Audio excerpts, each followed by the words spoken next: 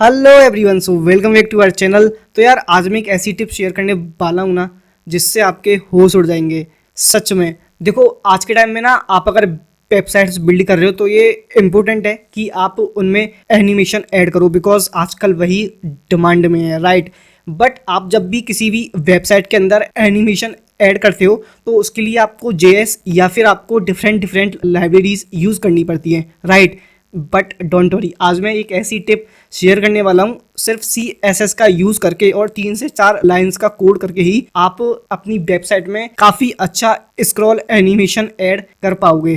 तो time waste नहीं करते हैं और स्टार्ट करते हैं। तो यहाँ पे अभी आप आउटपुट में देख सकते हो, देखो यहाँ पे लिखा है एनिमेट ऑन स्क्रॉल, ठीक है। तो अब मैं जैसे ही इसे स्क्रॉल करना स्टार्ट करूँगा तो ये देखो, ये आपने देखा, जैसे ही मैंने इसे स्क्रॉल करना स्टार्ट किया तो ये कुछ इस टाइप का एनिमेशन इसमें आया। एंड ये जो एनिमेशन है ये आपने मोस्टली आज के टाइम में बहुत सारी वेबसाइट्स के अंदर देखा होगा, बिकॉज ये बहुत ज़्यादा यूज़ होता है। और इस टाइप का एनिमेशन इफेक्ट डालने के लिए आपको कोई ना कोई लाइब्रेरी का यूज़ करना पड़ता है या फिर आपको JS का यूज़ करना पड़ता है। बट ये जो मैंने यहाँ पे ये एनिमेशन इफेक्ट बनाया है ना, ये सिर्फ CSS का यूज़ करके ही बनाया है।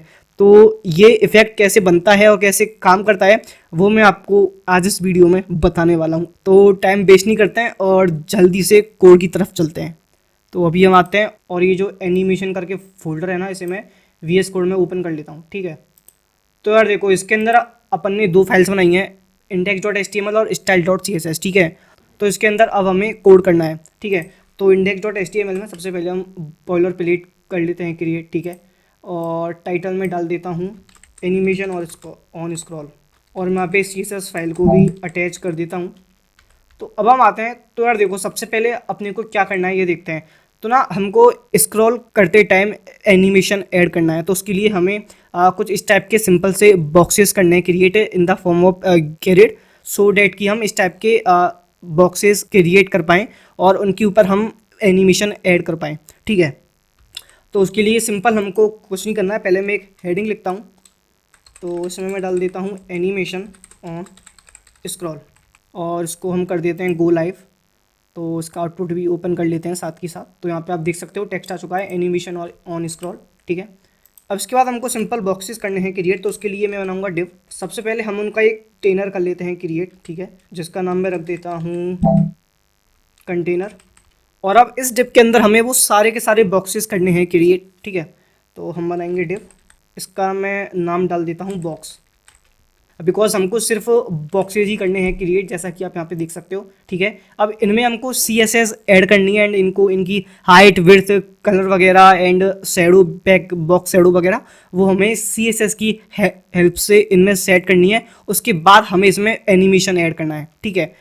तो हम आएंगे style.css के ऊपर और यहाँ पे सबसे पहले बॉडी, अगर आपको नहीं दिख रहा है तो मैं थोड़ा सा जूम कर लेता हूँ, आई थिंक, ठीक है। तो बॉडी के अंदर विड्थ सेट करते हैं सबसे पहले,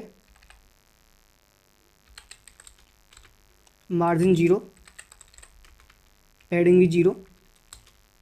इसके बाद H1 हेडिंग के लिए कोड करते हैं, ठीक है।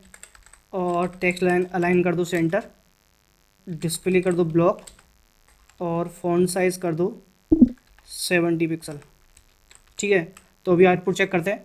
सो यहाँ पे आप आउटपुट देख सकते हो, यहाँ पे आउटपुट आ चुका है एनिमेशन ऑन स्क्रॉल, ठीक है। चलो इतना काम हो गया। इसके बाद जो बॉक्सेज है उनके लिए स्टाइलिंग करते हैं, विड्थ 100%, डिस्प्ले कर दो फ्लैक्स, अलाइन आइटम्स कर दो, फ्लैक्स रैप कर दो। अब इसके बाद अब हमें इसके अंदर जो हमारे बॉक्सेस है ना उनकी हाइट विड्थ सेट करनी है, ठीक है। हाइट विड्थ बॉक्स शेडो वगैरह सारा कुछ। तो मैं करता हूँ width 200 pixel, margin 50 pixel, solid black. और अब बॉक्स शेडो सेट करते हैं 90, 0.25, 50 पिक्सल, 100 पिक्सल और -20 पिक्सल, ठीक है।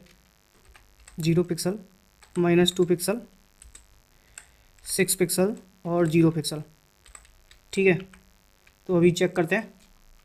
सो यहाँ पे आप बॉक्सेज आप देख सकते हो, सारे के सारे बॉक्सेज यहाँ पे आ चुके हैं और सभी बॉक्सेज में सेम विड्थ सेम हाइट। तो बेसिकली कलर अभी हमने सेट नहीं किया है, ठीक है। और बॉक्स शेडो वगैरह हमने सारा कुछ यहाँ पे सेट कर दिया है। ठीक है। अब हमें क्या करना है, यहाँ पे अगर हम देखें तो हमें सबके अंदर डिफरेंट डिफरेंट टाइप्स के कलर सेट करने हैं और कुछ कुछ बॉक्सेस जो हैं उनकी हमें विड्थ चेंज करनी है, हाइट नहीं, सिर्फ विड्थ चेंज करनी है, ठीक है। तो चलो करते हैं। तो अब मुझे अगर हर एक बॉक्स को टारगेट करना है तो उसके लिए मैं nth ऑफ चाइल्ड एट्रीब्यूट का यूज़ करूँगा, ठीक है। तो मैं लिखूँगा बॉक्स nth चाइल्ड 1 और बैकग्राउंड RGB और 67। तो जैसा कि आप देख सकते हो जो फर्स्ट वाला बॉक्स है उसके अंदर बैकग्राउंड कलर जो है वो सेट हो चुका है, ठीक है। तो इसी टाइप से मैं इन सारे बॉक्सेस में भी जल्दी से कलर्स सेट कर देता हूँ, ठीक है। सो गाइज यहाँ पे मैंने सारे बॉक्सेस जो हैं उनमें बैकग्राउंड कलर जो है वो डाल दिया है और कुछ कुछ बॉक्सेस ऐसे हैं जिनकी मैंने विड्थ भी चेंज कर दी है, जैसा कि आप यहाँ पे देख सकते हो।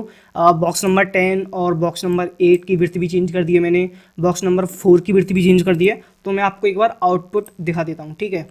सो यहाँ पे अभी आप आउटपुट में देख सकते हो, मैंने कहा था फोर्थ बॉक्स की विड्थ चेंज की है, तो यहाँ पे देखो फोर्थ बॉक्स की विड्थ चेंज हो चुकी है, ठीक है। तो इसी टाइप से अब जो हमारे सारे के सारे बॉक्सेज हैं ना वो क्रिएट हो चुके हैं, ठीक है। अब बस हमें इनके अंदर एनिमेशन इफेक्ट ऐड करना है जब हम स्क्रॉल करें तब, ठीक है। तो चलो देखते हैं। तो यहाँ पे मैं आऊँगा, तो यहाँ पे मैं लिखूँगा की फ्रेम्स का यूज़ करते हैं एनिमेशन को क्रिएट करने के लिए, ठीक है। तो हम लिखेंगे की फ्रेम्स और नाम हम रख देते हैं इसका शो, ठीक है, या फिर स्क्रॉल रख देते हैं, ठीक है। स्क्रॉल ओपेसिटी 0, ठीक है।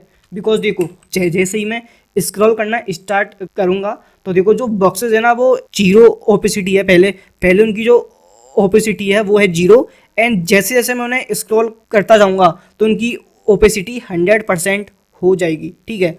तो डेट्स वाई मैंने यहाँ पे किया है ओपेसिटी 0 की, जैसे ही एनिमेशन स्टार्ट हो तो जो भी हमारे बॉक्सेज हैं वो 0 ओपेसिटी के साथ स्टार्ट हो, ठीक है। अब इसके अंदर हमें एक चीज़ और ऐड करनी पड़ेगी जो कि है क्लिप पाथ, ठीक है। और इसके अंदर हम सेट करेंगे इनसेट ओपेसिटी 1 और क्लिप पाथ 0, ठीक है। क्लिप पाथ मैंने क्यों ऐड किया, बिकॉज देखो जैसे ही हम एनिमेशन करना स्टार्ट कर रहे हैं तो देखो कितना स्मूथली ये एनिमेट होके आ रहा है ना। पहले इसकी ओपेसिटी है 0, फिर ये धीरे धीरे इसकी ओपेसिटी चेंज हो रही है एंड इसकी ओपेसिटी 100% होते होते ये फुली एनिमेट होके एंड काफ़ी स्मूथली हमको यहाँ पे शो हो रहा है, ठीक है। तो मैं बॉक्स के अंदर जाऊँगा और बॉक्स के अंदर सबसे पहले हम ऐड करेंगे एनिमेशन और यहाँ पे हम लिखेंगे स्क्रॉल। अब ये जो है ये हमारा मेन कोड है, ये जो 3 लाइन का कोड है ना इसके बेसिस पे ही हम वो जो स्क्रॉल एनिमेशन है वो अचीव करने वाले हैं, ठीक है। पहला क्या है, हमने बॉक्स के अंदर एनिमेशन ऐड किया है, ठीक है, ठीक है, ये पहली लाइन। दूसरी लाइन क्या है, दूसरी लाइन है हमको एक प्रॉपर्टी यूज़ करनी है जिसका नाम है एनिमेशन टाइमलाइन, ठीक है। और इसके अंदर हमें सेट करना है व्यू। अब इसका मतलब क्या है, देखो इसका मतलब है कि मेरे को एनिमेशन तभी दिखना स्टार्ट हो, वो एनिमेशन तभी स्टार्ट हो जब वो पार्टिकुलर जो एलिमेंट है ना वो व्यू पोर्ट के अंदर आए, वो व्यू पोर्ट के अंदर आए तभी एनिमेशन स्टार्ट हो। तो इससे क्या होगा कि जैसे ही एनिमेशन स्टार्ट होगा, जैसे ही मैं स्क्रॉल करना स्टार्ट करूंगा और जैसे ही वो बॉक्स मेरी व्यू पोर्ट के अंदर आएगा तभी उस पर एनिमेशन होना स्टार्ट होगा, तभी उसकी जो ओपेसिटी है वो फ्रॉम 0 to 100% जाएगी, ठीक है। अब इसका आउटपुट देखते हैं एक बार। तो देखो जैसे ही अब मैं स्क्रॉल करना स्टार्ट करूंगा तो देखो अभी मैं स्क्रॉल करना स्टार्ट कर रहा हूं तो अभी इसकी ओपेसिटी है 0 और इसकी जो साइज है वो भी धीरे धीरे चेंज हो रहा है, ठीक है। ये देखो, ये देखा आपने। लेकिन इसमें एक दिक्कत है, वो दिक्कत ये है कि आप यहाँ पे देखो मेरा पूरा स्क्रीन स्क्रॉल करने के बाद भी ये एनिमेशन एंड नहीं हो रहा है, राइट, ये देखो, राइट। बट अगर मैं यहाँ पे देखूँ तो सिर्फ इतना आने पर ही लगभग 40% स्क्रीन में आने के बाद ही मेरा एनिमेशन कंप्लीट हो रहा है। बट अगर मैं यहाँ पे देखूँ तो 100% स्क्रीन को स्क्रॉल करने के बाद भी मेरा एनिमेशन कंप्लीट नहीं हो रहा है, ठीक है। तो ये भी हमको ठीक करना पड़ेगा। तो इसके लिए हम एक और प्रॉपर्टी का यूज़ करने वाले हैं जिसका नाम है रेंज। हमें एनिमेशन की रेंज सेट करनी पड़ेगी, ठीक है। और जो कि मैं सेट करूँगा एंट्री 0%, ठीक है, और कवर करो आप 40%, ठीक है, कि 0% से एंट्री हो स्टार्ट हो और 40% व्यू पोर्ट जैसे ही कवर हो तो मेरा एनिमेशन कंप्लीट हो जाए, ठीक है।